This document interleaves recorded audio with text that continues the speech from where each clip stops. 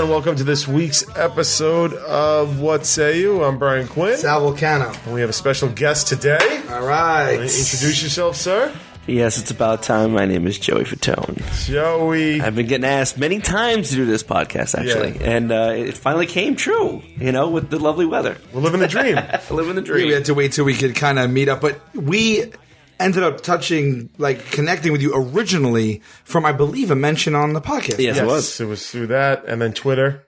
Yep. Yes. So how did you find out about the mention on the podcast, or did you not? It was on Twitter. It was through Twitter. Somebody was like, hey, you got to listen to this. You got to do this podcast. And I was like, what podcast? I have no idea what you're talking What's about. A podcast? What's a podcast? So I listened to it and then talking about the tattoos and everything else. There's only a few people that that had tattoos. Right. With the Superman stuff. Yeah, we'll address that today. Yeah, we'll get into that today. But and that's how it happened. And I started texting, sending you messages, Sal and you, same thing, Quinn, and it just kind of, got the ball rolling, and there you have it. Turns out you have assortment of friends and family on Staten Island where we're from. Yep. And we knew we had friends in common and stuff like that. Yeah. Small world. Small world. Yeah. Very crazy. Very crazy. All right. So we're sitting in my kitchen now. Yep. This is how exciting it is. And this is good. So you're going to hang around for a few episodes? Yeah, what are you doing? You're just going to be a co-host for a while? Well, what happened was, I happened to be in town, of course, visiting family and friends and stuff like that. So, of course, had to call Sal up, said, hey, what you guys doing? Hang out with you for a little bit, and then started trying to figure out when we could do another podcast. And it's raining outside, so this is like the perfect it's like an act of God raining. Flash flood warning. You take those seriously? My phone just beeped. It gave the alert. So when you're watching TV, it's like, it scares the shit. What the hell? Right. And it says flash flood warnings in effect. Right. Now, have you ever looked at that on TV or on your phone and given a shit? Any precautionary measure whatsoever? No. Outside of maybe peeking out the window? No. In fact, this is my arrogance and hubris. They've closed streets on Staten Island.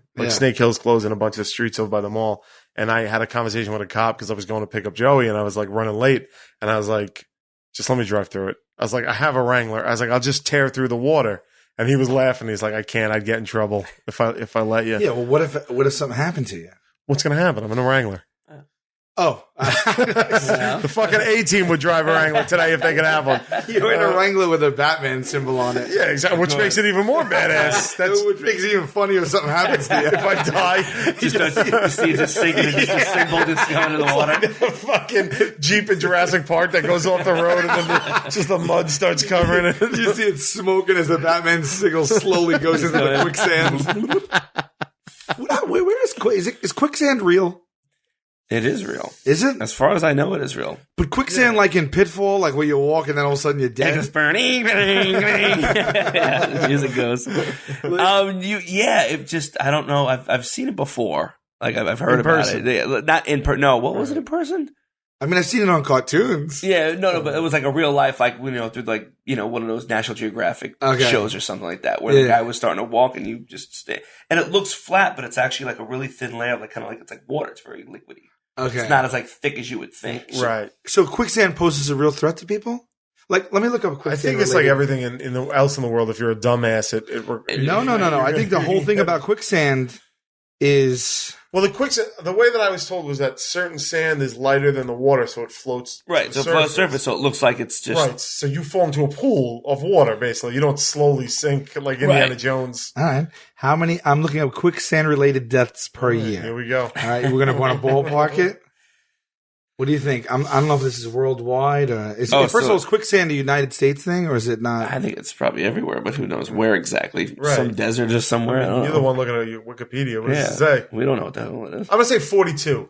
That's the year. Oh, shit. There's a guy right in the middle of it. I'd say 130. 42. 130. I mean, one bus goes into quicksand and you're winning. Yeah. That's right. How many people die from quicksand? Leprosy, earthquakes, tornadoes. So it's all connected. Emphysema. All right, so this isn't telling me. But getting back with floods a little bit, though, since I lived in Florida, you had to definitely prepare if there was a hurricane sometimes. We never really did that much. But there were sometimes, you had to board stuff up. Oh, no. Put sandbags. Don't get me wrong. It's different than a flood. Yeah, it said hurricane was coming and you're in hurricane territory. Were you near the water? or you were like no, we were inland though, Inland. so we didn't really get hit that bad. Right. You know, that's the nice thing of it. But people, you know, you watch it on TV and they're boarding up their houses and they're evacuating and stuff. If they're by the water, it's crazy. You told me about this, Joey, and this was the thing. I mean, we all got along really well with you very quickly, but this was the thing where I was like, I think I kind of love this guy. You told me 2 stories. One, you turned your garage into a fortress of solitude. Yeah, it was one of my garages in my house in Florida. I had a 5-car garage, and there's a sliding glass door. There's a sliding glass door, and then I got the frosted glass, and it had, you know, the changed color. Then I had the, just with the sliding glass, everything was all, you know, ice. Right. Like the fortress of solitude, yeah. And you had it put together, and then you would just because in my head I always want that, or I want a back cave. Like I want one of the others, like where I have to push like a bookcase out of the way. Right. Or pick up the head and just press the button. Yeah. Oh, that'd be great. Like there's a Shakespeare head. But what would you like? So you have it built, and you're like, all right, this is it, and then you just go in there and just chill out in there. Is it this? It's more. It was more like the whole garage was like a man cave, I guess it was. You know, I had a whole bar in there and everything. It was whole literally. You're saying you had. I sold my house, in Orlando. That monster, I don't have that anymore. Did you sell it with the Fortress of Solitude as like a no? feature? What I did is well, the glass was still there. I left everything, but I ripped up the rug, which had the Superman symbol. Nice. I've had 2 different houses where I had a Superman symbol embroidered, and basically it was the rug. It was inside. It was awesome. That's sick. And the massive one I had was the one in my garage, because then when you opened it up, it was just this big Superman symbol, and it had everything up on the wall, and it had all the shelves, you know, covered with just Superman memorabilia stuff. It's amazing. Yeah, I have it all in storage now. It's crazy to think of how much stuff I really have and packed it all up. I'm like, how many freaking ties do I need to fucking have? And how many? I got a shitload of watches too. And once Warner Brothers stores, before when they were closing down, I was fucking buying everything. Just buying shit left and right, because they were selling the props off the wall. 50% off lots, 75% off. I bought one, which was cool, which is the Chuck Jones drawing of Superman grabbing Daffy Duck. Oh, that's cool. And it's like, it's one of the cartoons I came. It's one of the animation cells that I have. Yeah, so I got that. That's pretty sweet. I was like, I needed that shit. Do you keep up with comics and stuff like that, or not? I really haven't. For a while I did at one point, and then right after that whole wedding and the Superman dying and that whole thing, I bought that comic, but then that was it. Yeah, I just every once in a while here and there I'll start collecting stuff, but not. I don't know why. I just always like the symbol. It's awesome. I don't know why. Did you feel, like when you put on a costume or something, or for whatever reason, whether it's Halloween or whether it's entertainment, or just walking around in your bathroom and just whatever, man, whatever. Nobody's judging anybody. I mean, if you take a sheet and make it into a cape, you feel different. Of course. Like if you're walking around with a cape in your own apartment, you automatically feel like something changed. Oh heck yeah! When you walked into the Fortress of Solitude, you just kind of feel like put your hands on your hips and just kind of breathe it in. Well, that was something that's very funny with that. It's like one of those childhood dreams come true. I got the privilege of, even though they never showed it, it was never aired, it was never edited into the movie, we did a couple of extra scenes for episode 1. Or was it episode 1, episode 2? No, for Star I heard Wars. About this. I think it was. What was was it episode 2, I think? Attack of the Clones. Yeah, the big arena. Sure. Episode 2 then. Right? Yes, it was episode 2. That's where they were all just going berserk. Yeah, that's 2. Well, there was 3 of us. It was me, my brother, it was Chris, and I believe JC. The 4 of us went, 2 of the other guys from NSYNC, and my brother. And they got us up in the gear. No. They glued the whole Padawan, tail. The tail end, right? My head was all shaved and stuff. Chris had a goatee that was a little bit hair, and then he extended the whole thing. And no, literally, the coolest thing was like we were in an Industrial Light and Magic ILM. That's where we were shooting it. Because we went on, George Lucas lot, blah, blah, blah. A friend of ours was like, hey, we love you. If you want to do this, we'll throw you in there, be an extra. We're like, that's fucking awesome. How would you ever say no to that? Are you kidding me? So there we were in a huge You got lightsabers? Screen. Yeah. They hand you a lightsaber and they go to town. I'm like, what do you mean go to town? We didn't know what the hell we were doing. So we were kind of choreographing little things to do, me and my brother. But the funniest part is that we're fucking standing there like idiots. He goes, action. And they're shooting this, showing it. So we're going, we're making a noise. I'm like an idiot. And I tell my brother, like, Steve, don't make the fucking noise. We can't, because I'll start doing it. Don't do it. We're not supposed to do that. Like, oh, okay. So there were 2 scenes that they shot. It was that one, and there was another scene where Yoda is hovering and walking down that corridor with Ewan McGregor. Okay. And there's a bunch of people in the background, and we were supposed to be those like 1 or 2 people. Right. Something happened. People said that it was the fans. They didn't want NSYNC or any boy band to be in the movie, and they freaked the frig out. Right. But it wasn't even that story case at all. It's because we were SAG, and when he shoots all that stuff, they're not SAG. They don't shoot SAG, things. So it was this confidentiality thing. We signed a paper, blah, blah, but it wasn't, something happened where, and they just said they didn't want to deal with the hassle and just kind of cut it out. That's unfortunate. Yeah. Well, you still had the experience though. It's just not documented. I got the tail. Yeah. It's all in my head. There was a couple pictures somewhere floating around. What was the lightsaber? What was it? Just the handle? It was the handle with a long orange or green rod attached to it. Okay. So you're able to hit things, if you wanted to or whatever. But and then the other coolest thing was when we were shooting it, because it was just like a couple of camera guys and stuff like that. We're like, oh great, just some fucking guys, B cameras shooting everything. And here comes George walking in. Really? He comes in, he kind of looks, he goes, yeah, just make sure you stand right around that. You're like, direct. I was like, you got directed by George. Yeah. He just pointed in one direction. I was like, that's fucking direction. It was awesome. It was so cool. It was that, and if you ever get a chance to go to the archives at the Lucas Ranch. Skywalker Ranch, right? Skywalker Ranch, dude. It's unbelievable, huh? It's ridiculous. I don't know that we'd ever get a chance. Did he know that you were there? Like, did he know that? Yeah. Oh, yeah. His daughter was a huge fan of ours. When he was doing the audio editing of Star Wars Episode 1, we were in, I think, Anaheim somewhere, and he flew with his daughter to come see the show. Oh, shit. And we have it all on video, too, which was cool. He came backstage before the show. Hey, how you doing? Blah, blah, what's going on? And just to hear him like, I'm just editing, the audio stuff for Episode 1. Yeah. And that's the first one that came out, ever since the three. So I was like, this is fucking awesome. Yeah. Tell us something. Tell us shit. Do you think he gets sick and fucking tired of Star Wars and people talking about Star Wars? I'm sure. He gotta be. We actually we had a business meeting at the Warwick Hotel in Manhattan, and we're sitting there, and it was like our first meeting when we had hired like a tour agent and stuff. So it was an important meeting for us. But he came in and sat and was having breakfast like alone, like 15 feet away. Yeah. You just want to sit down. It just derailed the meeting. We were just like, we just kept looking over, like, it's George Lucas. And then when we left, and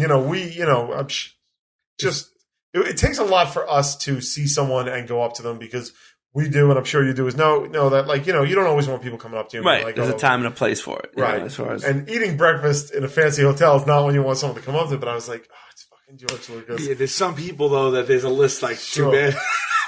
Wayne Knight from Jurassic Park, when I saw him, or Seinfeld, when I saw him, I had to say hi to him, but I saw George Lucas, and I was like, I'm going to make this as brief and as painless as possible. And I just went up and I said, George, and he didn't look up. And I was like, all right. I was like, Mr. Lucas. And then he looked up, and I said, not going to bother you. I said, I just want to say, bothering him right just there. thank you for, I don't want to bother you. That's a big thing. The minute you say it, you're bothering. Well, the person that goes, I don't mean to be an asshole. Too late, you're an asshole. I don't mean to interrupt your breakfast. I'm not going to interrupt your breakfast. Right. Like, you are, right? This second. I know. But I'm sure you hear this all the time. He does. There's nothing you're going to say. I don't care. You just want to say that you said words that his ears heard. I don't give a fuck. I have a podcast to do, and I have to tell stories on it. You know what, Joe? I was so quick, though. I was just like, hey, I just want to say thank you for childhood memories. And that was it. I just kept going.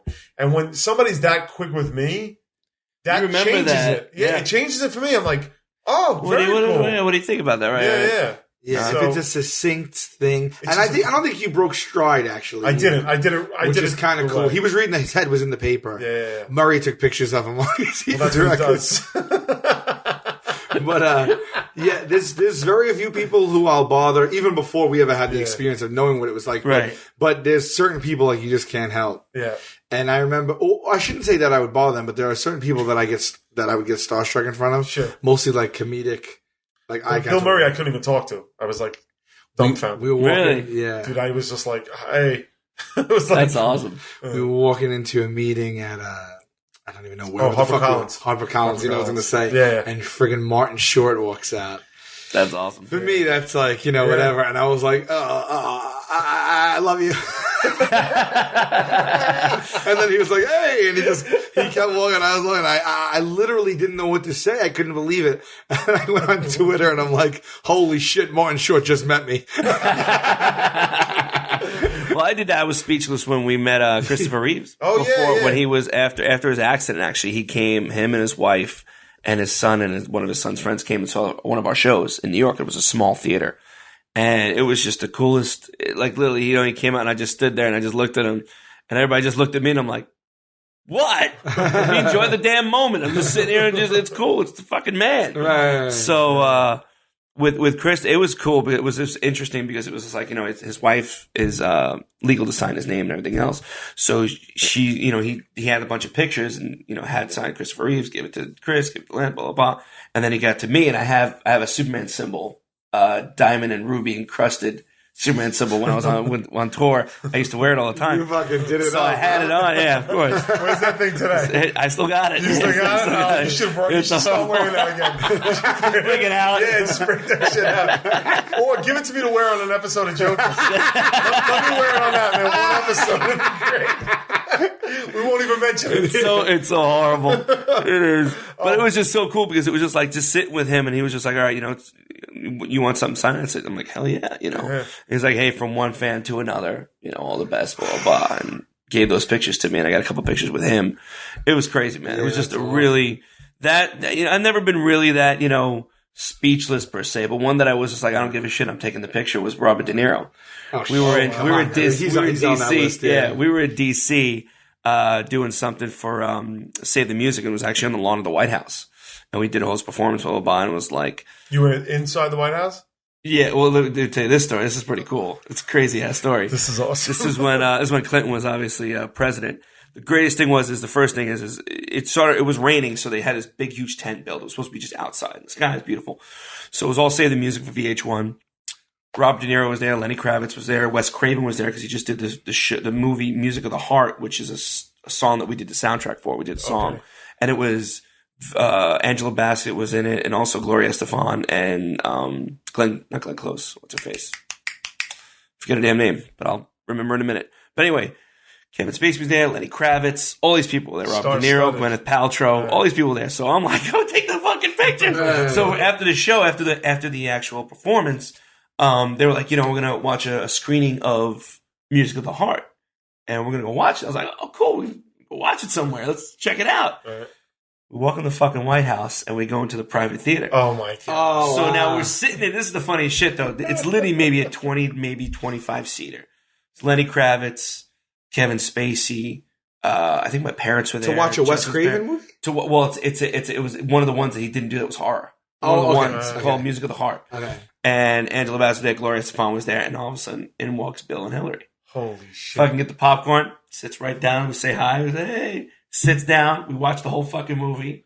It's now think about this. The performance was at around probably 8 or 9 o'clock at night. We didn't get done until about 11. So now we're watching that movie from 11 o'clock to about 1 in the morning. Holy shit. So after the movie, everybody gets up. All right, see you later. People start leaving. We start talking to Bill and Hillary for a minute. We talked to a couple of people. And then is he wearing a suit? Is he rocking a suit? Oh, yeah. Of course. So we're about to leave. And they're like, literally, they're like, goodbye. And, it's like waving outside the front of the fucking White House. We walk outside and we had a car and we're trying to find out how to get the car back in because it wasn't inside the actual White House. Right.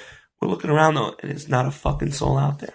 And we're looking around going, there's nobody really out here. And we're standing in front of the White House. Right. It was really weird. It was like 3 o'clock, 4 o'clock in the morning. Right. But it was the whole thing was so surreal. Just the whole thing of just being, and him just walking in and his wife, and you're like, this motherfucker's going to sit here and watch a movie with us. Did you get informal, Bill? Was he like, what's up, bro? And he was just cool. He's just like, hey, how's it going? Good to see you, blah, blah, blah, blah. But it was awesome. It was really cool. Must be crazy for him to have something like that, and then if he didn't like the movie, that was the biggest piece of shit. I mean, he's a politician, dude. He likes the movies. Right, exactly. Holy shit! But it was cool. It's like one of those a few moments like that where you're just like take yourself back, and you kind of look, you're like, holy shit. Right. It's just always those, and people always ask me about those moments. It's like, do you ever get them? It's like, it's always interesting to see somebody else where the tables are turned, where somebody who is a celebrity enjoys your work and be like, I'll be like, hey, my name is Joe. He goes like, I know who you are. Right. I know your stuff. Are you kidding me? Right. And have people like, listen, I used to go to your concerts and this and that. And you're like, what? How many people can you say, Alice Cooper came to my concert? Right. Same thing with freaking, Who else? It's just about interesting people that you would never think that would come to an NSYNC concert, that kind of thing. Debbie Moore and Bruce Willis came and brought their kids. They came to the show, that kind of thing. But it's just like, it's weird. It's weird. I'm sure they're all coming backstage as well, right? They all have that. Yeah, of course. So they come. Do they pay for tickets or they just get them? Sometimes they'll pay for them. They want to ask. They'll just say, "Hey, we'd love to meet the band," or whatever the case may be. We had one of the other surreal ones is we had a friend that knew Goldie Hawn. And she's like, "Hey, Goldie wants to invite you guys to dinner over her house." I'm like, "That happens?" I've never. This is one of the first times that I was like, "This really actually happens." Right? Why the fuck would Goldie Hawn want us to come over her house and have dinner? Please tell me you went. Fuck yeah, we did. Kate, now let me ask you because this was 10, 15. Was it for Kate Hudson? Was she the fan? Well, I'll tell you. No. Just right after she shot Almost Famous, she was walking in the house. She was there. Oh yeah, Kurt Russell was there watching hockey with his son. She literally comes in with her bag, and shit, finishing Almost Famous. Like literally, she rapped and she just came home. Holy shit! So it was me, Kelly, my wife was my wife now. Obviously, we were dating. JC, and I think Lance, and the three of us had dinner there. And she's cooking. No, come on now. Well, she helped a little bit. She had somebody there, but she helped a little bit. But she was drinking, boy, just hanging out, just talking, shooting the shit. And then the next day, we did our concert in California. So that at the time we were still talking with Tom Hanks about possibly doing a film. We wanted to work with Playtone. He wanted us to work with him, like almost do like a Beatles help kind of thing. Never really could agree up on anything. But anyway, we go to them. There's a meet and greet, and Tom Hanks is there, Rita's there, Goldie's there, and she's like, we said, "Oh my God, we had such a great time at your house for dinner." Blah blah blah. Rita Wilson stops and listens and goes, "You had dinner at Goldie's house?" I'm like, "Yeah, it was last night. We had dinner." She goes, "Oh no, tomorrow night you guys are coming over." So it was like a battle. I didn't understand it. So it was the most fucking surreal thing. So now it's me. I go, Kelly, Justin comes, Brittany's there because she was dating him at the time, and JC and his girlfriend Bobby.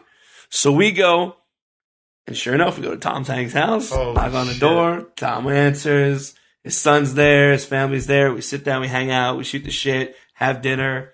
It was weird. It was weird. Is he as personable? Like he's one of the consummate host, right? One of the nicest guys. I've always heard about him as like he's exactly the way you would want him to be. He comes across that way. Yeah. He's awesome. He's a huge collector of typewriters. Yes. And he'll take one from the wall and use it that day and put it back up. Really? So the cool thing is when I did my Big Fat Greek wedding, I got a card that was typed from him, and he types Holy it. Shit. Say, hey, you Greek, even though you're not Greek, congratulations, great job. And then that. And it goes to another. I have so many crazy stories just in my mind because it goes to another one because he invited me, which was crazy because I did my Big Fat Greek wedding. He only invited me, not the other guys, which I thought was interesting. But since I did a film that was his, he invited me for his AFI. He got inducted for the AFI Awards. Oh, wow. So I'm sitting here with Haley Joel Osment and a bunch of other people and this and that. And I got a call where they wanted me to go to San Diego for NFL to do this golf thing. They want me to shoot a couple commercials. They're like, please, we'll do anything. We'll fly you private. We'll do this, we'll do that. And we're like, I'm finally like, you know what?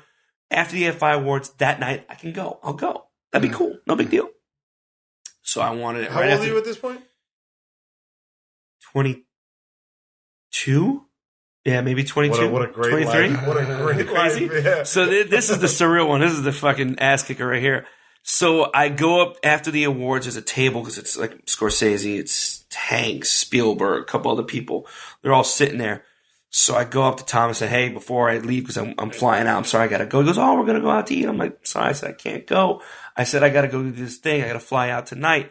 But I just want to say congratulations and everything else. And Steven's standing right there.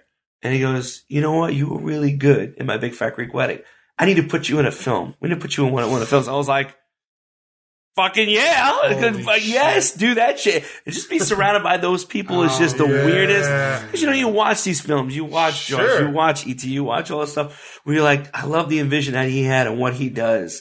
Just to sit and talk with him for a minute or to have him say that to me, it's like right. That shit you don't forget. You can't forget it. You can forget it if you want. Like I'm getting goosebumps. Look at it. I'm getting goosebumps, man. Just thinking about it. It's awesome. Cool. Is there any place to go back to the White House? Did you scope out any place that was like? Is there any place in the White House that's normal, like how a normal house would be inhabited? Like from remembering, like they have to have like there's got to be an area around. There's got to be an area that they don't show. Yeah, it's got to be like it can't just all be like this like ornate thing. It has to be like lived in. Like my fridge has like photos You know, like it has to be a normal house at some point. It has to be. Like he gets up in the middle of the night and throws on some slippers, goes and raids the fridge, right?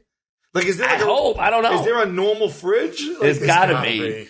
There's gotta be a whole area that people, it's only there. Sure, he lives. It's his house. That's what I mean. But I'm sure they have people that are like, oh no, like that. This is an on-call. Like, I'll make you a peanut butter and jelly. I bet you it depends on what type of president. That would be amazing. I guess what type of president? Because James Murray as president would just have a little silver bell next to his bed and bring it and just have people bring us. Right, but you're telling me he's not like the lights are off in the kitchen. You just hear like his slippers scratching his balls. He swings it open and he has a Lunchables. Like that's he got blowjobs in the Oval Office. Believe me, he did. He got a Lunchable. Right, but is he walking to the fridge to get a Lunchables at 3:38 a.m. Yes. in his you know what? box, and is there a guy trailing him? I was about to say there's probably enough cameras and stuff to go where they could track him. Not follow him in his real personal stuff. But I think there's got to be some sort of fridge or something there. I don't know if it's a full-on kitchen. Right. But I'm sure he'd be able to fucking call up. And why wouldn't he be? If he could do it, fucking why not? Why wouldn't room you? service almost, right? Right. Yeah. Why wouldn't you? Because sometimes you just want to go look what's in your fridge. Oh, of course. Yeah. You know, like I don't get, like he has to take a presidential shit every day, right? Is there a guy outside the toilet every day that he's doing that? I think that they just lock down the area.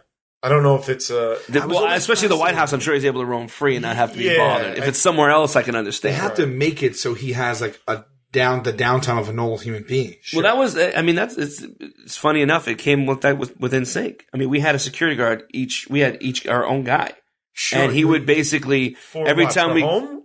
Well, not mostly when we're home, but definitely when traveling. Anytime we were in anytime we go into the hotel room, they'd have to go in first to check it out, check the shower, check into the bed, check everything else. Was there an incident? Was there an incident there? We've had one, which was funny, where there was these two girls. First, we were just in the hallway, and all of a sudden, security's like, shh. I'm like, I don't hear shit. And there's a cart, a room service cart. Yeah. And all of a sudden, he lifts up the thing, and there are two girls sitting underneath and draped over the freaking curtain. He's like, get out. I'm like, oh. They walk away, they run. It's pretty funny. That's happened. That was it. Just get out. Yeah, we've had little things, but not. That was a funny one. That was definitely a funny one. Yeah, but at that level, I mean, you need it, right? I mean, this. Yeah, there were times even if it didn't. Nothing came to fruition. It just fanatical. Sucks. Yeah, level. it just sucked because we don't. When can I want to go to a mall and just go shopping. I just want to go hang out, and not. We'd always have to separate. All of us could not go together, or we'd pick certain times to go because if all was going at the same time and people started talking, they would follow. They'd actually have to close the store down, block it off. We would go in, walk around, shop, whatever, and then wait until they had a clear area. Then we could leave and then go to the next fucking store. Right. What a pain in the ass, huh? It was a pain. It were times. Also probably makes you feel just like, I would feel like you're a fish in a fishbowl. Everyone's just staring at you. Yeah. I would also feel like, what is he going to do? Like, he gets to close down the store to shut. Like, you know what I mean? Like, but there's nothing you could do. It's like Roy, what's his name? Well, Rod Stewart. Rod Stewart closed down Harrods so he could go shopping there one time. But like, what are you going to do? Because we complain about it. Could you imagine on this fucking level that this guy dealt with it? No, I can't. I don't know. I don't know if we complain about it. Anybody that listens to this show knows that who are you trying to pull right now? Yeah. Oh, we complain. We're talking about it in the fucking Miller's Ale House. I got a listener of What Say You came up to me and be like, "Oh, I know you and Sal hate this, but I wanted to come over and say hello." I don't know if we've ever said that though. Said we hate in London, we said, "Don't we complain about being on TV?" And the audience broke out in applause.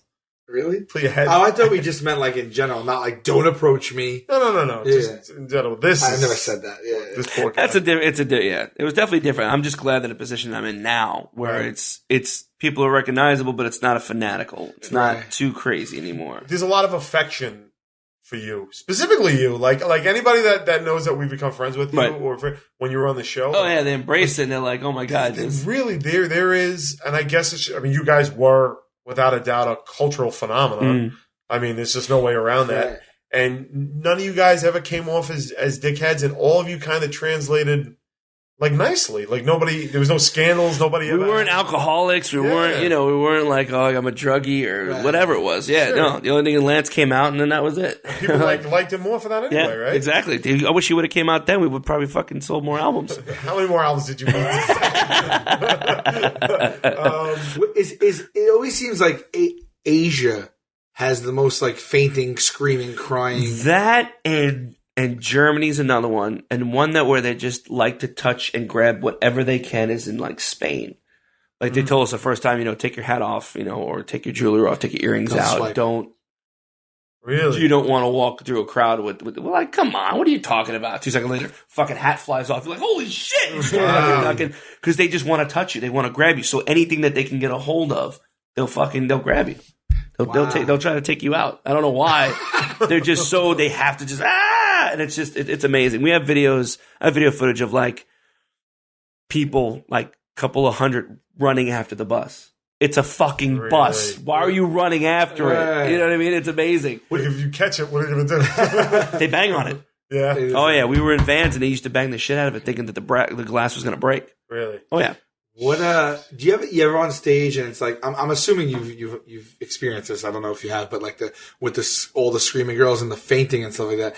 Like they get into hysterics and you see like they start like not being able to breathe and all that shit. You ever on stage and see people drop and like meanwhile you're concentrating on the you're trying to be it's bad. The worst is when we like I for a while it stopped though in Germany. They were pulling people out as if, like, literally they were dead. They were passed out because there's no seating arrangements. There's no seats on the floor. Usually crowded. They start pushing. They start pushing ahead. Hyperventilating. Yeah. Sure. People want to get ahead, and it's amazing to see all of a sudden. Like the very first couple of shows that we ever did, I'm like, why are all these like people in hospital and there's little beds in the back, there's tented areas. Well, they'll pass out. Come on, how are they going to pass out? They go nuts. They go ape shit. Go crazy. And they just start pushing and we're like, you're starting to be like, your love is like a river. And she's dead on the floor or passed out or her eyes all fucked up because she fell on the floor. And you're trying to talk to be sweet. You're trying to make eye contact. She's got a bust. And she's still giving you a thumbs up like, I'm okay, but I love you. And you're like, are you kidding me? Oh, man. And you're concentrating on staying focused on everything you have to do, and you're seeing people dropping. But once you do a show and you do a tour, and it's always amazing to people because it's on automatic pilot. Your brain, for your show, it's a lot different because you're always on your feet and you're always thinking. When we do a concert, it's the same songs. Whether if we want to change or not, sometimes we can, but a lot of times we did it was just a set list. Right. And it was automatic pilot, and you'd go. So you're looking in the audience, going, "Okay, what am I going to have tonight?" Look at that girl looking in the front row with the big boobs. That's pretty cool. And you're just thinking of stuff. Your mind just starts to wander. Wow. And when you're doing that, you see all this crazy shit. You'll start to see a guy getting, arguing with his girlfriend, or somebody fainting and passing out, and all of a sudden they're just like finally And it's funny because sometimes they'll pass out or they'll fake pass out. I remember this because they get pulled to the front. And when they get pulled all the way to the front, they're like, and they really faint. Because they're right there in front of you. Because they bring everybody up front and they pull that barricade and they pull them out. You've witnessed a fake drag to the front, explode real and then fake. While you're in the middle of singing. Of course, we're in the middle of, do bye or something. Yeah, there's been a lot of funny, interesting things that have happened, but it's all part of the road. It's always interesting to see. Like I say, you go automatic pilot, your brain is just going, and you're just looking out and you're just seeing everything. Well, sometimes in our show, because there's 4 of us on stage, and we have bits and routines, and sometimes like I won't even talk for 4 or 5 minutes because the other guys, I'm not going to interrupt them when they go on a rant just to say something on stage. So I'll have that time to enjoy their performance, but then I'll also be able to just look out the audience and just contemplate the audience. Right. It's nice to watch them. Yeah, it's nice to watch them get into it, especially. But we're doing like 3,000 people. You guys played. You guys played massive shows. We did. I think one of the biggest ones we did Rock in Rio. It was a thing that they have every couple of years or whatever, and it's just a big open field, and it had to be it was more than that. I think it was. We never knew where it stopped, and it was like they had big screens and jumbotrons, and it just kept going and going and going. It was probably maybe 500,000, I would say, maybe more. So it's ridiculous. It's just massive. Looking out into infinity. It just doesn't stop. You don't know where it stops. But like when you do the garden, I'm sorry, I don't want to interrupt. Go. I want to hear your stories. But I'm saying, like, when you see like those emotional, when Michael gets all emotional, like, it's all Michael Jackson gets all emotional about stuff. And that was one of the first times was the first time I ever got emotional like that. Right. And I never experienced it because what happened was in the show that we did, I think it was, God, what song? Whatever. Fuck, it was a slow song, whatever. Anyway, half the stage would lift up, turn, and go into the audience. Right. And there was a whole area that was blockaded for us for that whole stage to roll in. But when you get into that middle area, you're almost engulfed in people. Right. So we're doing the song, and it was oh God, I forget the damn name song. I think the song. I think it was This I Promise You. That's what it was. It was This I Promise You. And then all of a sudden, when you wave your hands, like, come on, put your hands in the air, side to side. Everybody was doing it. And you're just looking at it and you're just like, holy shit. And you feel the energy coming from them, which you never think that you could actually feel. But when you're in a place and people are applauding and cheering for you, you feel that. Times a million, that just, and I was like, oh my God, this is beautiful. Like, holy shit. Right. And you just get so emotional. What's that, like a wall of sound coming at you? Well, they're singing the song, but they're also putting their hands in the air and just that whole seat, and then you feel the heat coming from them on top. Meanwhile, we're in fucking Rio outside. Right. But the heat is like 10 times hotter, actually, believe it or not, in the audience than it is on stage, which usually is because of the lights and everything. Right. But it was just, the energy from it was just so overwhelming. Just like, holy shit. Right. Like, what the hell did I do to deserve this? That kind of thing. That's crazy. So it's, all those feelings are just interesting. Wow. What were you saying about the Garden? Yeah. I don't even remember. You played the Garden, obviously, a bunch of times.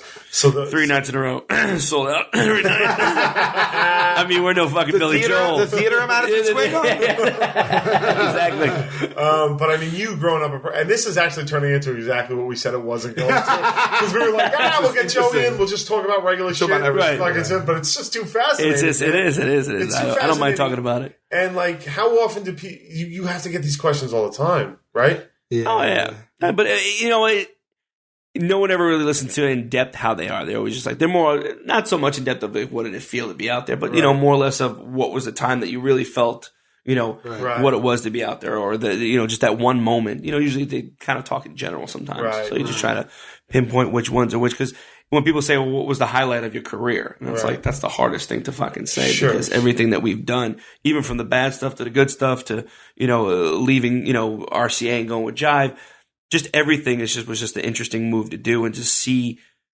what a massive just family and build that can go, and what a massive train that was. We had the most, I don't know if it was U2 that might have beat the record, or Stones was the one that beat us, but we had 99 trucks traveling with us for our stadium tour.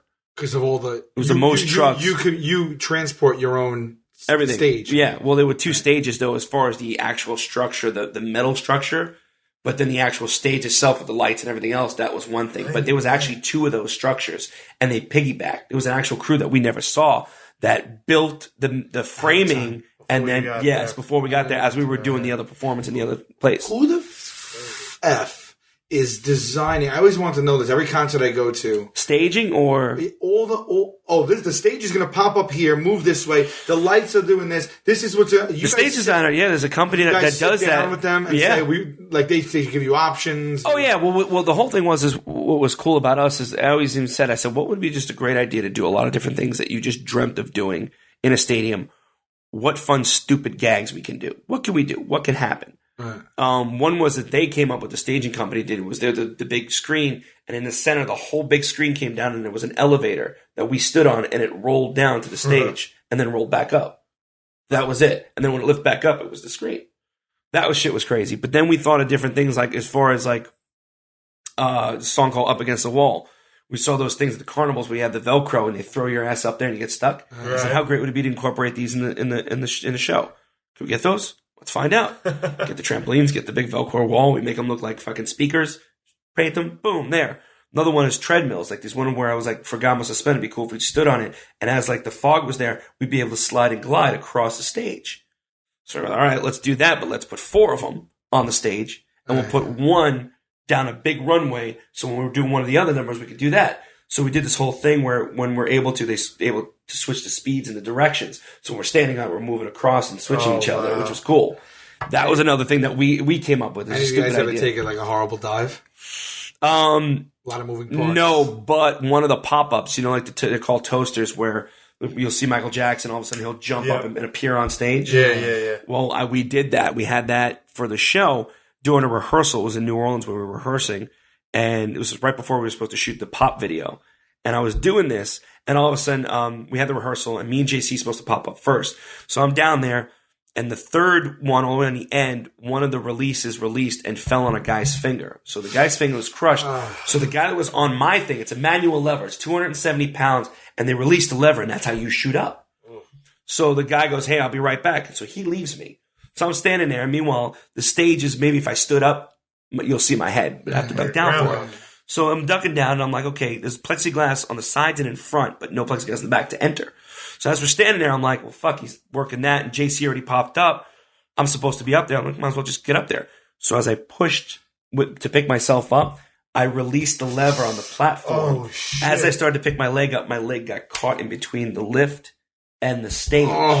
So that's where I got this lovely little... Holy shit! That's deep, man. Meat. Oh yeah, fat tissue came out and everything. It was great. So what happened? So that was during rehearsal. I literally pulled myself down. I pushed. I released the lever to come back up. I tried to walk it off and I dropped on the floor. I laid there and I had like sweatpants on. I said, Lance came out to me. I go, Lance. I said, just let me know if the bone is out because I can't feel nothing right now and I couldn't walk on it. He lifts up my leg and goes, holy shit, and grabs both sides of my legs. And I'm like, is it bleeding? He was like, no, but there's fat tissue hanging out of your leg right now. I was like, all right, let's figure out what we can do here. And I went to the hospital. They stapled me up. I had to do, and we had to fly to LA to do the pop video. And I couldn't dance. And that's why in the video, you'll see a lot of it where Wade Robinson, who was our choreographer, is in the video most of the time. They colored his hair blonde, did a goatee, kind of try to match what I looked like. Sometimes they superimpose my face on it. But then there's other shots of me where I'm just sitting in a chair. And I'm just like moving my arms and shit. No fucking way. And no one knew any better? No. Wow. We told about it later on, but yeah. Holy shit, dude. Did you enjoy it the entire ride, or were there time, or like I know there are days definitely where you're like, fuck this. Yeah, there's days that you get tired, but of course I enjoyed the ride. The things I wish I would have, I mean, even though I documented a lot of it, I wish I would have even documented a lot more, I think. I don't know why. Like how so? Like what do you mean? I maybe wrote shit down, just write stuff down, a daily blog of what happened, just that day in general. Right. But I have a video. I did it. Actually, Kelly gave me a video camera for my birthday when we first started. It was one of those little thick cassette tapes that you had, little recorder. I videotaped everything. And then we actually had my brother come out on the road with me we have hours and hours and hours and hours and days of footage that is just archived that I haven't seen in years now. Crack that shit would crack it open and look at it. It's hysterical. My brother videotaped everything. From just sitting in a room, passing out, sleeping, hanging out, shooting shit. You could even have an interview after interview. It's basically a documentary. Really. Well, I had one which was the video stuff that I shot, and this was even the earlier years before we were able to afford to hire my brother. Right. But I did a whole video called "A Reel in Sync," REEL in Sync. Oh yeah, and it's all the old footage of everything that we've done. It's crazy. And that's available to watch? Yeah. I believe, I don't know if they probably still might be on Amazon or something. Oh, wow. No idea. That's cool. Yeah, but you can look it on YouTube. Type it up on YouTube. Let's say. That's so when you guys are like, oh, let's have an elevator and this and that, that's all out of pocket, right? Like you're dreaming it up, but it's like, it's going to cost you. Oh yeah. So they're like, all right, so an elevator is going to, for the tour, it's going to end up being like, 400,000, and you guys are just like, all right, well, we got to, because you have to top yourself. Yeah, of course. Well, that was the thing. Yeah. Oh, yeah. Well, that was the thing. And then what's interesting is when you top yourself, you go backwards. For instance, we did a stadium tour, and then when we came back, we went to arenas again. We did it in a round, and we didn't do a lot of stuff. There was a little bit minimum pyro. We didn't come out dancing. Not a big hoopla thing. It was just a slow thing where these elevators came up, and we just started singing. You want to take it back and change it up every once in a while. Right. You go to the over the top shit, and then you kind of bring it down and scale it down to more of an intimate, which is funny to say. Arenas for us were intimate. Right. It was that kind of thing. And it was funny because we did a show for MTV called Making the Tour. It was one of the things that one of the only ones that they ever did, because it was actually one of my ideas. I said, hey, instead of doing, making the video, let's do Making the Tour. So they did that, and they shot everything that we did, and they aired it.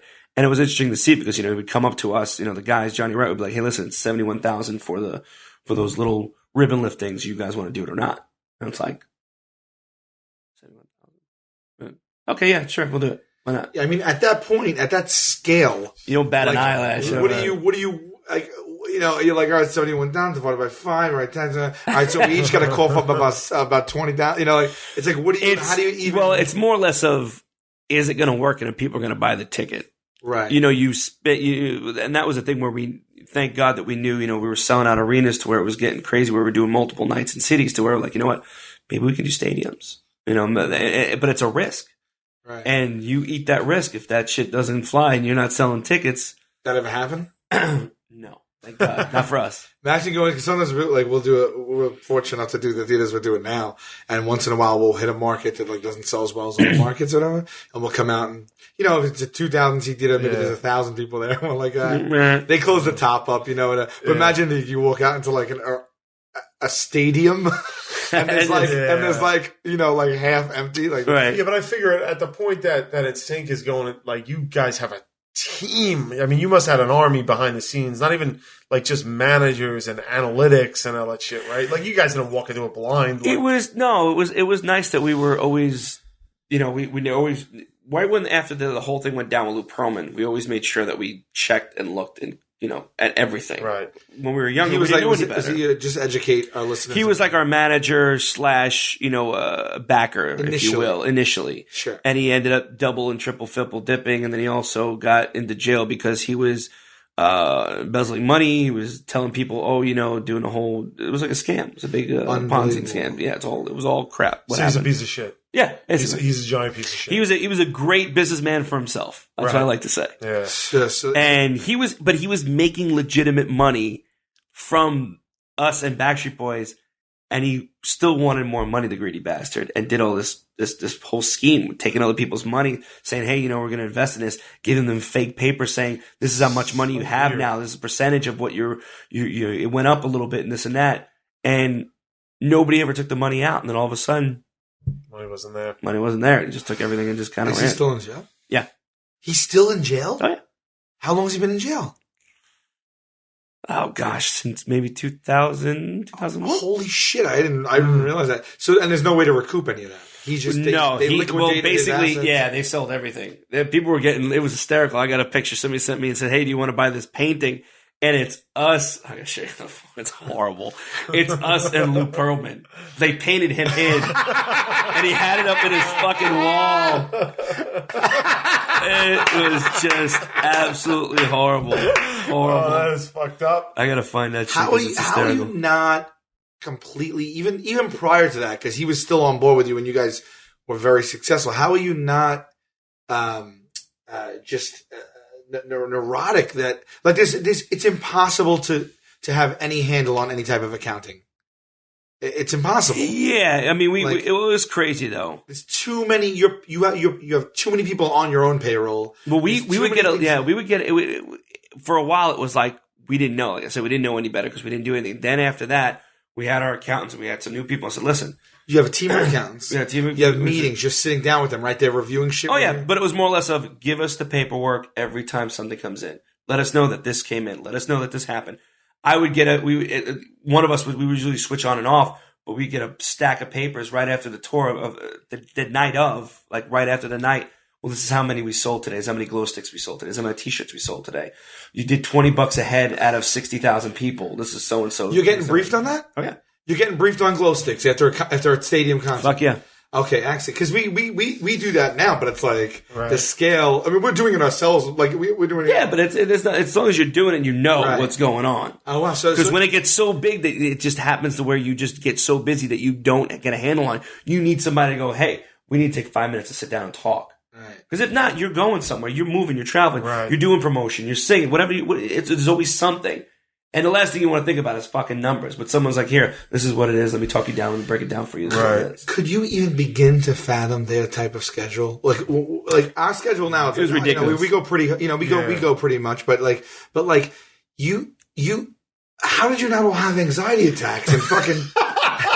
I think it was 5 of us though. We kind of designate certain people. So we have panic attacks every day. There's 4 of us, and we're like, oh shit, we got to perform for 600 people. Sal and I have to start every day by calling each other to make sure we're still alive. How will you? Like, I can't imagine. I think because we were so young and carefree. I was about to say something to you. Age, sure, right. We've had because now I don't want to do that shit. Right, and I kill myself. Is when we've calcified into the people we are. Right. Yeah, sure. Do you think that Sal and I would like you if we had met you during that time, or no? Yes, because I'm still the same. Still the same. I haven't changed since probably high school. Yeah. I think that's probably why we kind of gelled in a sense of, you got 4 friends. I've got, 2 other friends of mine that I've known since kindergarten, these kids. Right. And, you grow up, and I think the other thing on top of it is you're from Staten Island, and I'm from Brooklyn, so it's not that far, and it's just weird. It's just that, I guess, that New York mentality, maybe. Right, I don't know. Right. You know a lot of the things that I know. When I say Stella Dora, you know what I'm talking about. Or LMB Spumoni Gardens. You know what I mean? That's the thing. People don't really realize that. I know, right? You just said that. And I was like, fucking hell. I went last week. Did you? I ate 5 slices. You got it. Here's one. We look at like even now, just everyone has this. Everyone can relate to this where they look at like pictures of them from when they were younger, high school, college, this, that, the grunge era, this, that. They see themselves in like, oh my God, I can't believe I wore that shirt. I can't believe I wore those pants. I can't believe I had that haircut. Sure. Everyone's got it. Everyone can relate. Right. Yours is under not like it's under like much more intense scrutiny because you're not just talking about the style of times. There was, what is it?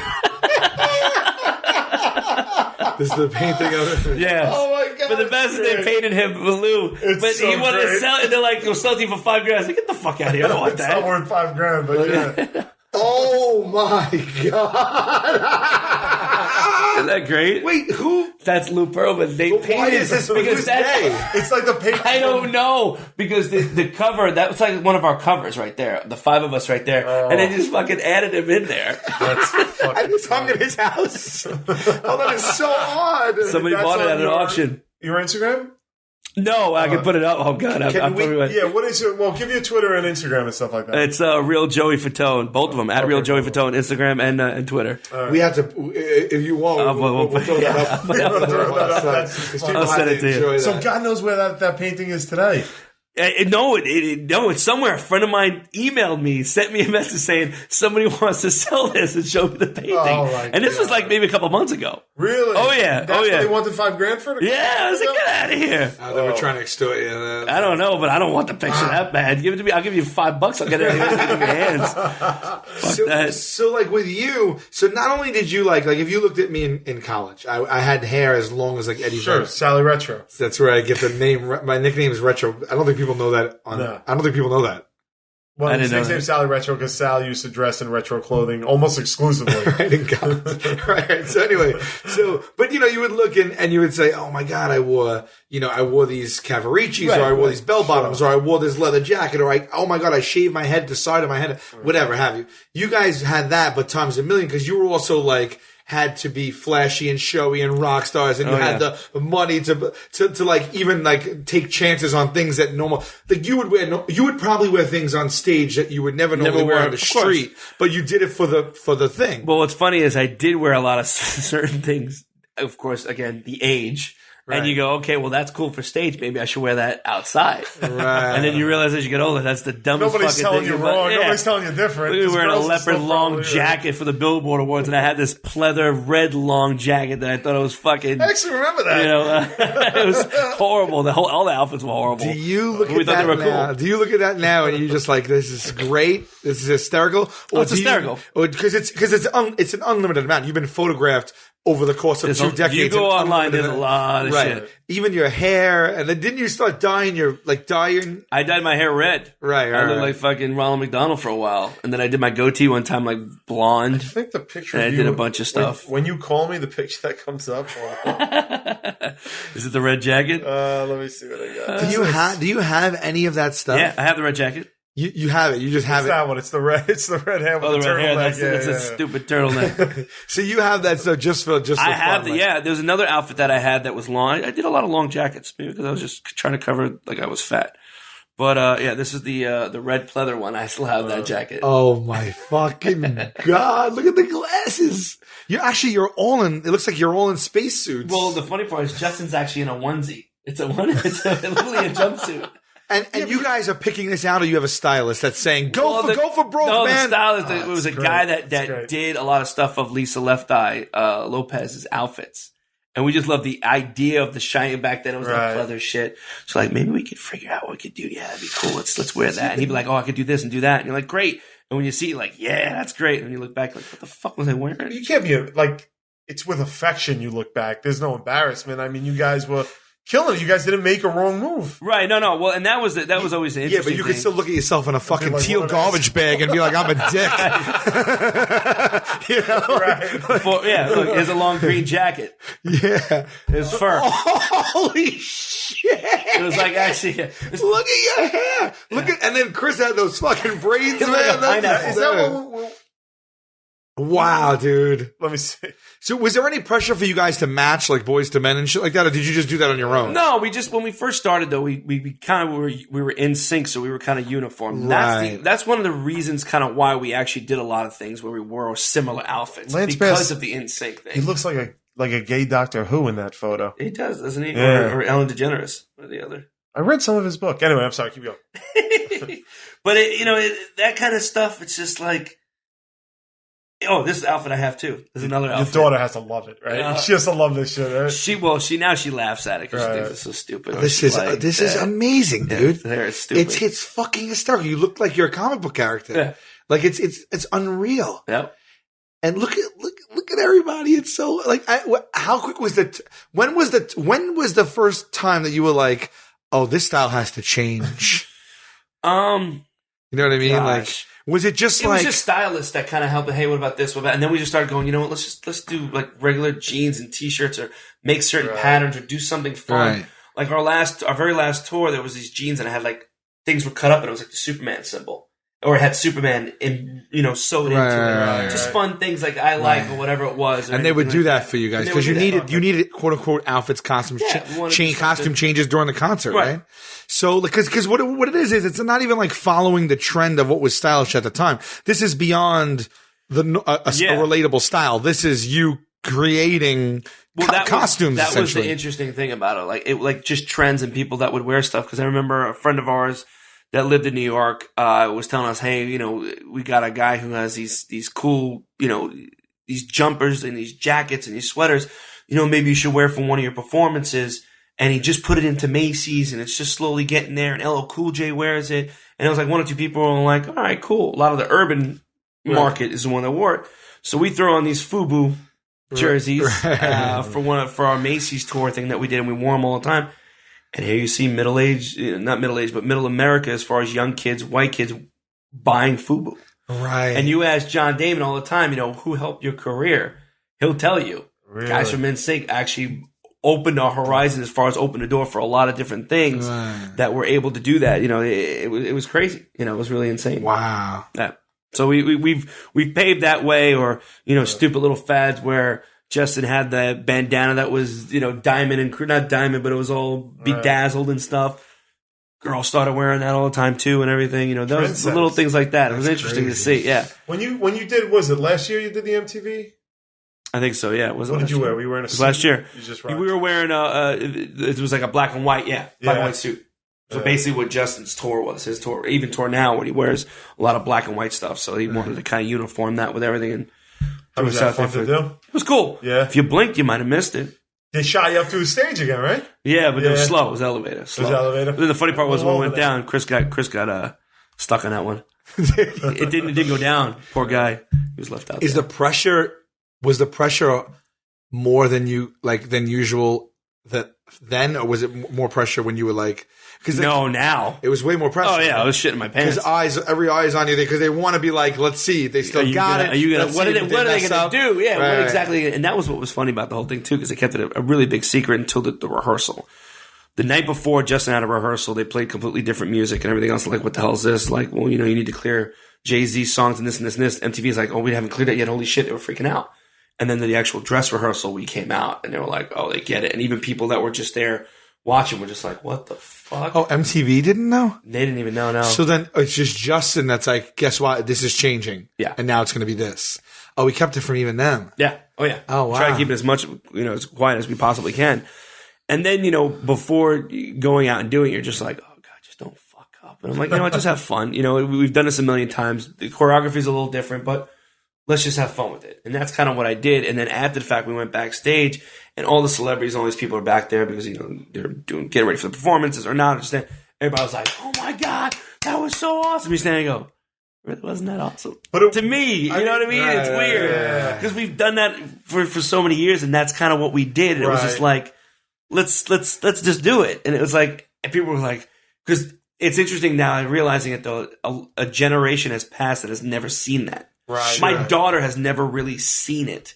She lived it when she was not even a year old on tour. Right. But now that she's 13, 12, 13, watching Daddy perform with Justin, with the group, with everybody that he talks about and shows all these old videos. But I'm doing it now. She goes, if one more person comes up to me in school and told me that they saw my dad, I'm going to kill them. She went to school the next day and people were just busting their chops. So it was, I mean, a lot of people were really excited. You're right. It was. I wish you guys had done a whole. Right. Just kind of a little medley thing of throughout everything. But he just wanted to definitely pay homage to it and just say, he called us up individually and say, hey, I love for you guys to be a part of this. I love you to do it. If you don't, I understand. But, I want you to do this. Because you guys are the ones that helped me with my career when we first started. So let's kind of do this and just have fun with it. I was like, okay. Interesting. What's it like getting back on the choreography horse? We didn't even think we were doing we thought we were just singing. Right. And they fucking started throwing, all right, here we go. I was like, are you fucking kidding me? So me and Chris were sweating the most. Because we're the fattest. No, but you had it's such a weren't legitimate you like concern. on point from Dancing with the Stars? That was fucking years ago. What are you talking about? I don't know. I don't remember the timeline. Oh, yeah. I did season 4 of Dancing with the Stars. Oh, okay. It's like season 30 something. I don't even know. It's like it is like maybe like 17 or 18. Okay. So I did the All-Star season. I came back. I got kicked off 2 weeks later from the beginning. Okay. But no, I was like I wasn't really in shape, but I wasn't in like obesity shape. But it was just like, fuck, I gotta do this rehearsal. Like, damn. Oh no, dude, it's fucking hard to just all of a sudden. But the thing is like, are they coming to you and being like, all right, we already know what you guys are probably capable of right now. We already mapped out something, or is it like they're testing what you could do as you go along to see how far they can? I don't know. Marty just choreographed it, and we were just like, let's just see what we would do. And it was his style, and we've actually worked with the guy Marty before on our tours, and now Justin uses him for his tours as far as choreography.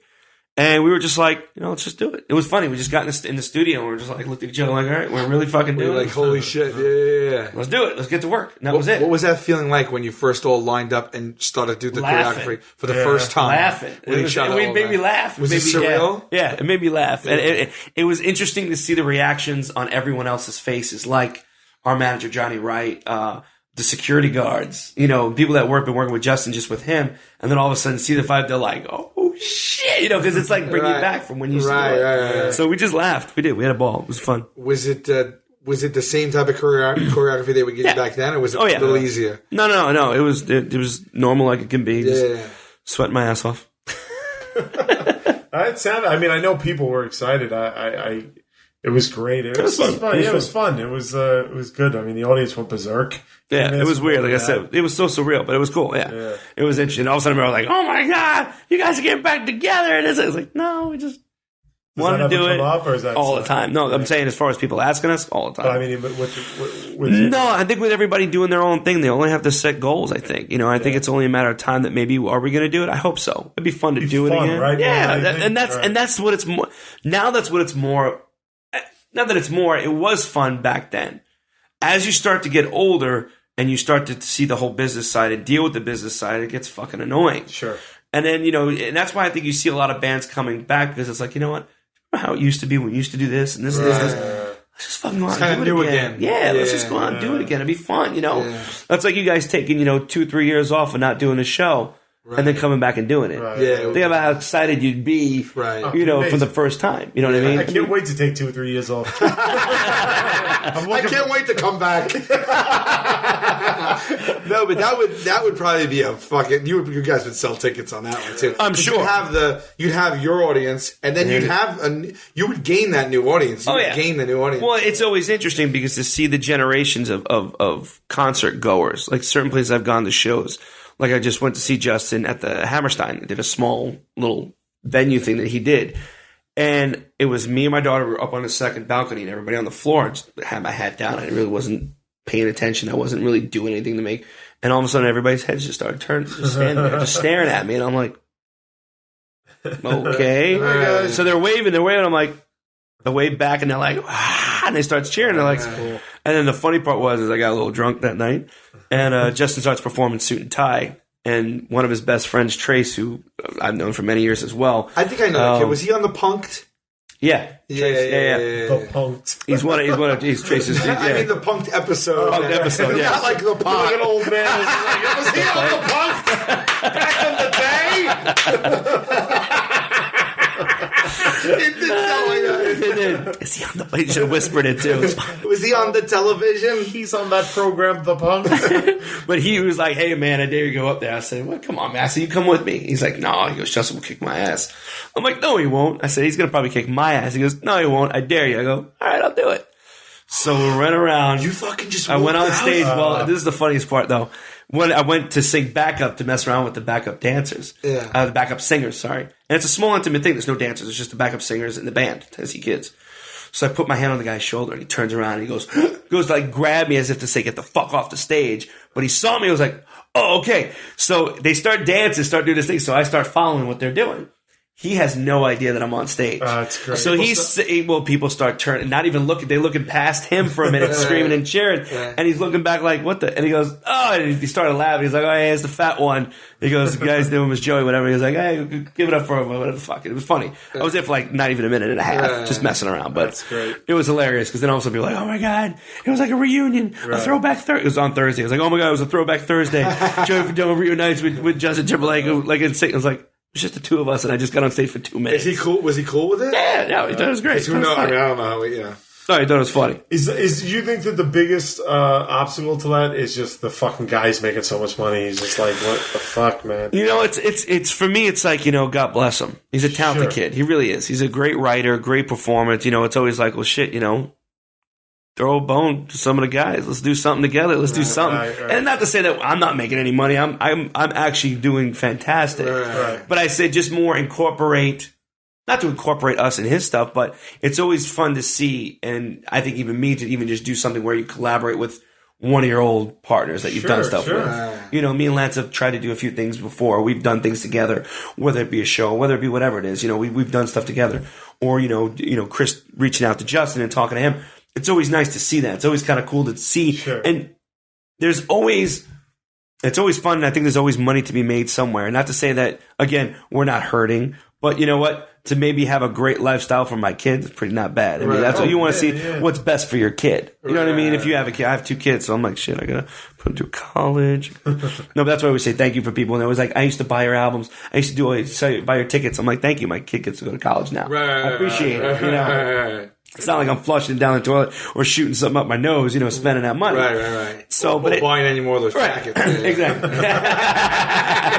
Exactly. Shitty ass pleather jackets. But it's always nice to, I think it's always just nice just to incorporate each other into doing other things, I think. And again, it's not saying we should get back together as a group, but I think it's just always fun to collaborate with each other. Because we know each other so well, we've done so many things for so many years. I think it'd be fun to do stuff like that, even if it wasn't with a group. So it's kind of like, let's just do this together and team up, and maybe that'd be kind of fun to do.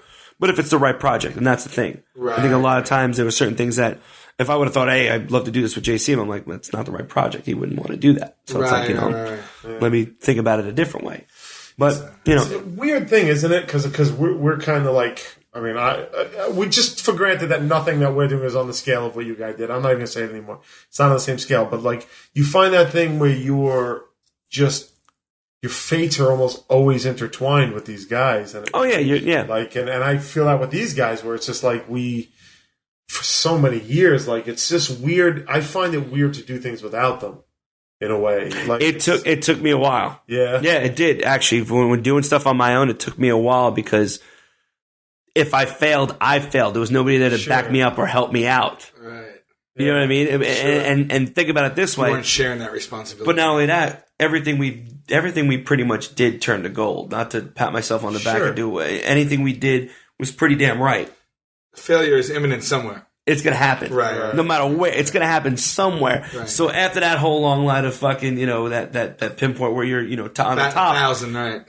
You can only go down. Right. You can never go. There's nowhere up. If you're on the top of the world, there's nowhere to go but down. Right. So you want to, I'm always like, what should I do? Should I do this? Is that a right thing? Or is that a wrong thing to do?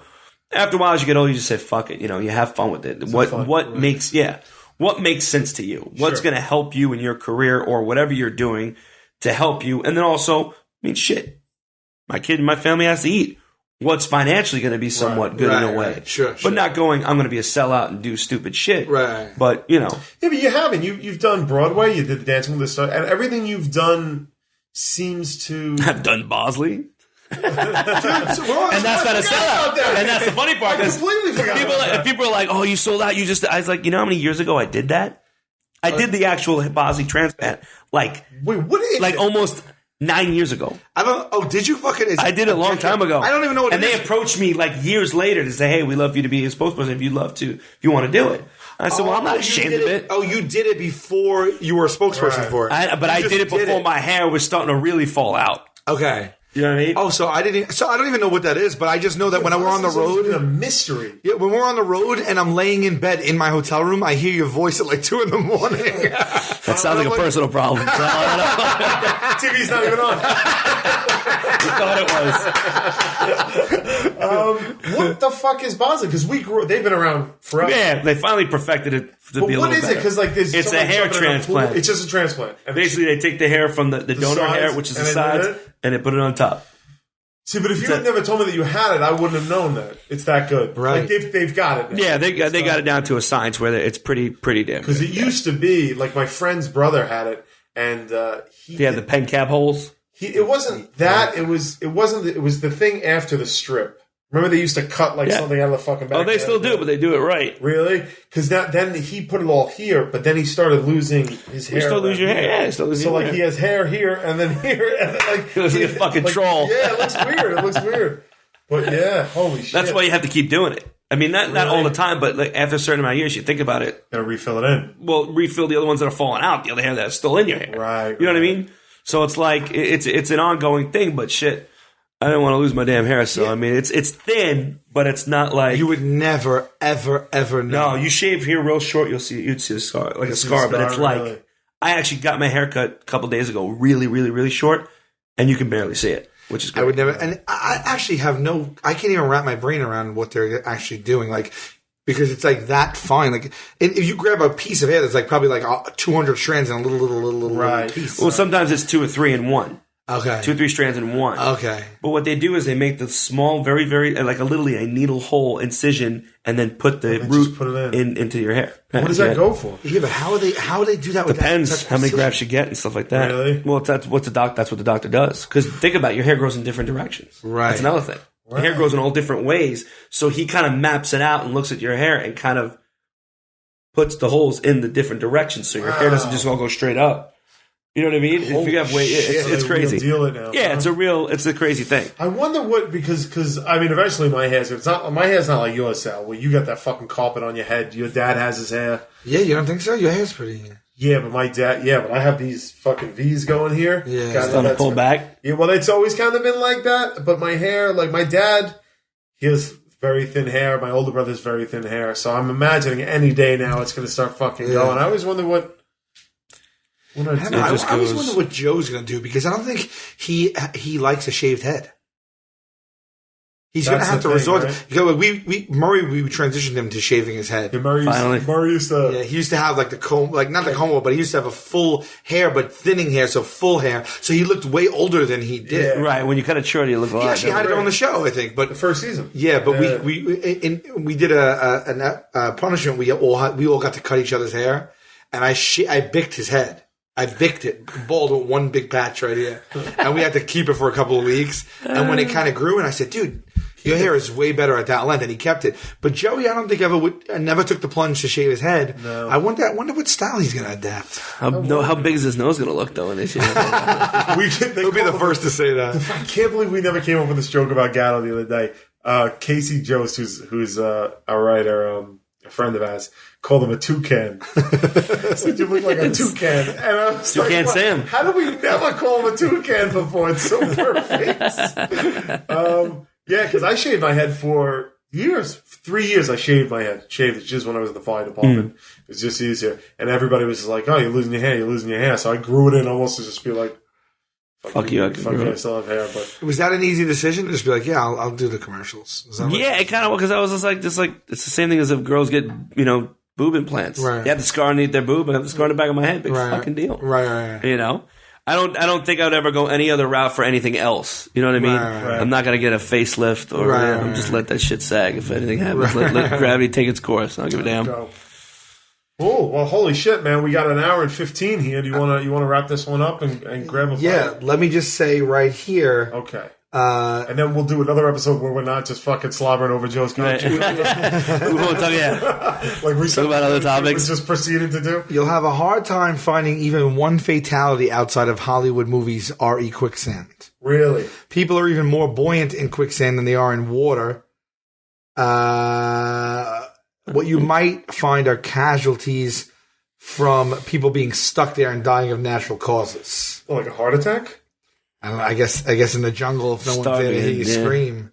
Like exposure? That's not a natural cause. People have drowned in quicksand, but quicksand is if it's deep enough, they continue to struggle. But they said it's usually not deep enough for you to sink all the way. And then one guy who actually wrote his name, Gary Bass, because I looked on some like Wiki and Yahoo Answers. Okay. He just had a very smug. To begin with, quicksand's rarely deeper than a few feet. Okay. Not a bottomless pit that can swallow a 6-foot-tall man. No deaths. This is what Gary Bass said. Gary Bass is all I don't know who he is or Thanks, how Gary. he knows there's no death. Thanks, Gary. You want to know about quicksand, you dial up Gary Bass. All right.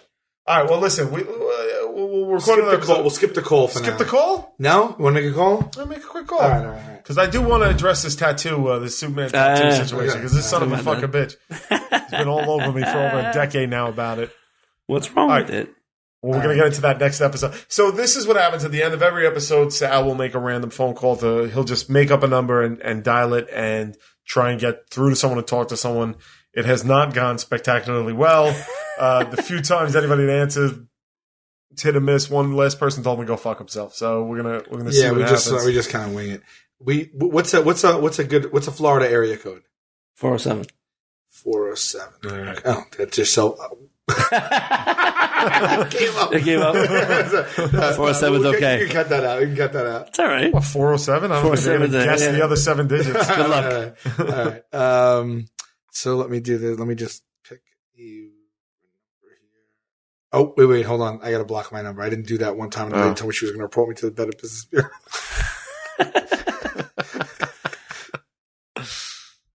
Okay, here we go. I could just give you a friend's number. You'll never know what the fuck. So retarded. We try to do it. Here we go. There you go. Your call cannot be completed. It's just like It's just roulette. luck of the draw. Yeah. All right. Well, thank you for listening to this episode of What Say You. I'm Brian Quinn. Sal Volcano. Yeah, Joey Fatone. And all 3 of us will be back next week. Thank you.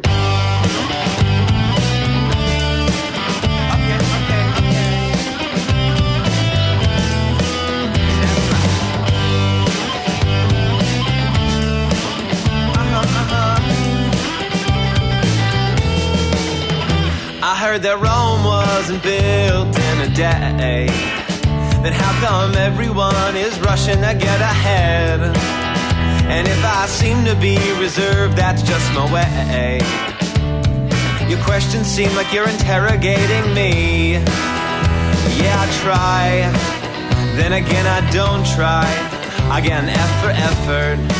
I get a D next time. Okay. Here we go. I heard the lemon metaphor 4 million times. And I don't stand for lemonade, don't ask me why. And would a beverage stand be a job that be desired? And where would I get the wood, and should I try? Should I try? Then again, I don't try. I get an F for effort. I get a 65. Yeah, I try. Yeah. Then again, I don't try. I get an F for effort. I might as well just.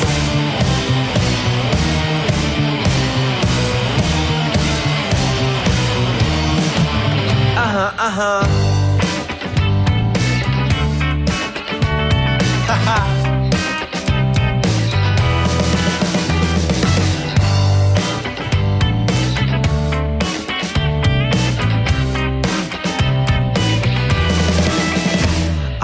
currency don't grow like leaves on trees, then how come my money comes and goes so seasonally? And I wish farmers planted plants instead of thieves. My friend pays a ton of green for greener groceries. Yeah, she tries, then again she don't try. She gets an F for effort. She'll plant a tree next time. Yeah, she tries, then again I don't try. I get an F for effort. I get a D next time. Yeah, I try.